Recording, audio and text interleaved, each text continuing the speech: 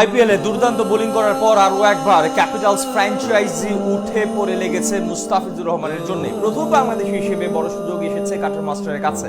আইপিএলে টি-20-র জন্য চওড়া দামে তাকে নিতে আগ্রহী দুই ক্যাপিটালস।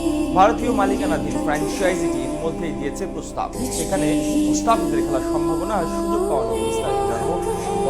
ফ্র্যাঞ্চাইজি টুর্নামেন্টগুলোতে দিন দিন বেড়েই চলেছে টাইগার ক্রিকেটারদের কদর। বিশেষ করে টি-20 স্পেশালিস্ট মুস্তাফিজুর রহমানের সুনাম রয়েছে বিশ্বজুড়ে। সবশেষ কয়েক বছর ধরে নিয়মিত ইন্ডিয়া প্রিমিয়ার লিগে মাঠ মাতাচ্ছেন বামহাতি এই পেসার, যার ব্যতিক্রম ছিল না এবারের মৌসুমেও। আর সেখানে 3 ম্যাচ খেলে নিজের যোগ্যতা প্রমাণ করে দিয়েছেন তিনি, যার সুবাদে এবার আরো বড় সুযোগ এলো কাটার মাস্টারের কাছে। তাকে দলে ফেরাতে নতুন করে উঠে পড়ে লেগেছে ক্যাপিটাল ফ্র্যাঞ্চাইজি কর্তৃপক্ষ।